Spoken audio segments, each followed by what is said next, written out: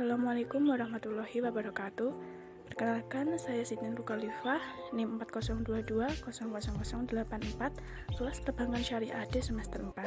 Di sini saya akan menceritakan kembali mengenai materi peradaban Islam di Madinah dan perjanjian Hudaibiyah untuk memenuhi tugas mata kuliah sejarah peradaban Islam. Peradaban Islam di Madinah atau pasca hijrah Nabi. Nabi Muhammad SAW dan para sahabatnya selalu berdakwah kepada penduduk Madinah tanpa mengenal rasa lelah dan putus asa. Dakwah beliau ditujukan kepada umat muslim untuk melaksanakan hukum-hukum dan ibadah-ibadah ritual.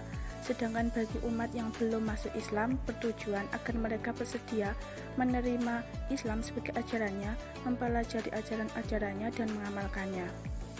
Usaha pertama yang dilakukan Nabi Muhammad SAW dalam membentuk masyarakat Islam Madinah ialah dengan membangun masjid yang dinamai Masjid Nabawi yang dibangun pada bulan Rabiul Awal 1 Hijriah atau September 622 Masehi.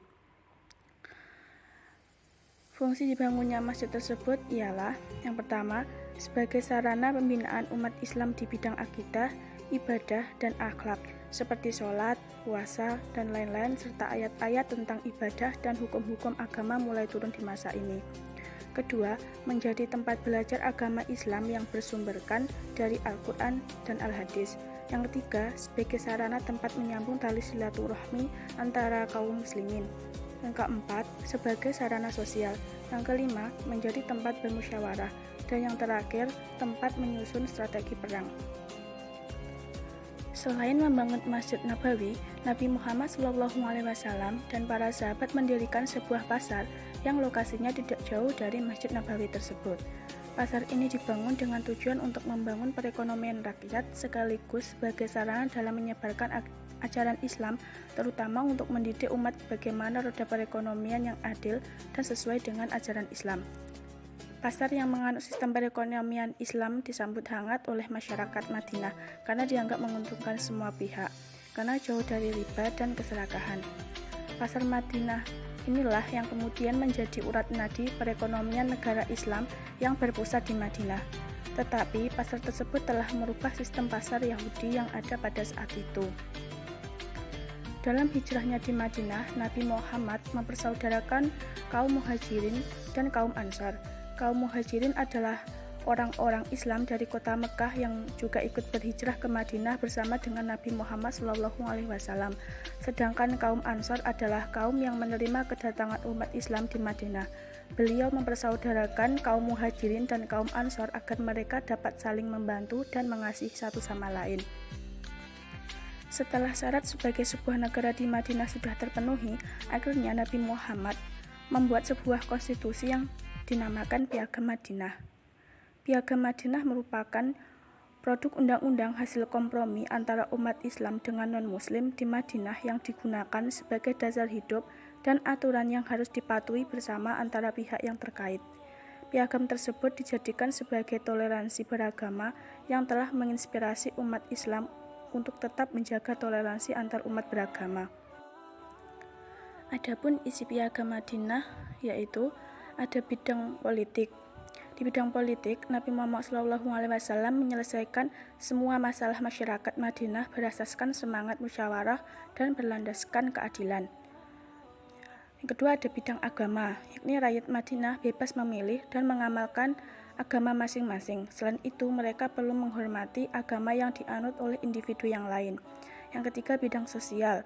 Setiap individu mempunyai tanggung jawab yang sama terhadap negara Madinah. Yang keempat, bidang perundang-undangan, yaitu undang-undang Islam dilaksanakan secara menyeluruh, menjadikan cara hidup lebih tersusun dan diterima ramai. Yang kelima, bidang ekonomi, yakni semua rakyat diberikan peluang untuk menjalankan perniagaan, amalan riba dan penipuan dilarang sama sekali dalam ekonomi Islam. Yang keenam, bidang pertahanan, yakni setiap rakyat mempunyai tanggung jawab untuk mempertahankan Madinah dan ancaman dari musuh luar. Yang terakhir, kedudukan Yahudi, yakni mereka mempunyai hak yang sama dengan anggota masyarakat yang lain untuk menikmati keselamatan dan kebebasan. Selanjutnya mengenai perjanjian Hudaibiyah. Awal mula perjanjian Hudaibiyah. Ketika Nabi Muhammad SAW mengizinkan kaum muslimin mengadakan perjalanan ke Mekah untuk melaksanakan ibadah haji, ternyata disambut baik oleh kaum Madinah. Kira-kira sebanyak 1.000 orang yang mulai berangkat menuju Mekah pada tahun 6 Hijriah. Berita tersebut akhirnya sampai ke telinga masyarakat Quraisy, dan seketika masyarakat Quraisy mulai menyiapkan pasukan sekitar 200 orang di bawah pimpinan Panglima Khalid ibn Walid untuk menghalangi Nabi dan pengikutnya masuk ke Mekah. Akhirnya, Nabi Muhammad SAW berupaya mencari jalan lain untuk menghindari kaum Quraisy. Satu-satunya jalan yang bisa ditempuh adalah dengan berkeliling mengitari pegunungan, sedangkan untuk mengitari jalan tersebut sangat susah. Setelah menempuh perjalanan yang amat melelahkan, akhirnya rombongan tersebut sampai di suatu daerah yang bernama Al-Hudaybiyah. Nabi Muhammad SAW mengambil langkah positif dengan mengutus Utsman bin Affan kepada pemuka kaum Quraisy. Rundingan tersebut menghasilkan kesimpulan bahwa hanya memperbolehkan Utsman bin Affan untuk melaksanakan ibadah umroh. Orang Quraisy akhirnya percaya bahwa kedatangan Nabi dan pengikutnya hanyalah untuk melakukan ibadah umroh dan bukan untuk berperang. Pihak Quraisy pun akhirnya mengirimkan utusannya untuk melaksanakan perundingan guna menghindari kesalahpahaman. Upaya untuk mencapai titik kompromi orang-orang Quraisy diwakili oleh Suhaili ibnu Umar dan kaum muslimin diwakili oleh Nabi Muhammad SAW sendiri yang ditemani Ali bin Abi Thalib. Dari hasil perjanjian tersebut menghasilkan sebuah perjanjian Hudaybiyah. Adapun isi perjanjian Hudaybiyah yaitu antara lain yang pertama, diperlakukannya gencatan senjata antara Mekah dengan Madinah 10 tahun. Kedua, warga Mekah yang menyeberang ke Madinah tanpa seizin walinya harus dikembalikan ke Mekah.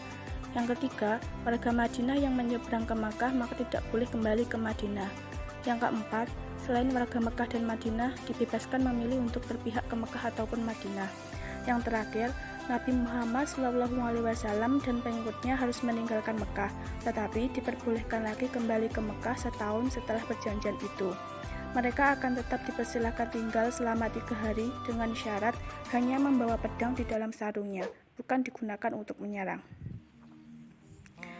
Namun sebagian kaum muslimin merasa kecewa atas perjanjian tersebut. Mereka menilai bahwa perjanjian Hudaybiyah tersebut merupakan suatu kelemahan dan kelalaian dan juga intrik orang-orang Quraisy di Mekah. Tetapi seiring berjalannya waktu, hasil dari perjanjian ini mulai terlihat. Sejarah perjanjian Hudaybiyah ibarat suatu kemenangan yang nyata bagi orang muslimin dan perjuangan Islam. Sekian penjelasan singkat dari saya. Apabila ada kurang lebihnya saya mohon maaf. Sekian, wassalamualaikum warahmatullahi wabarakatuh.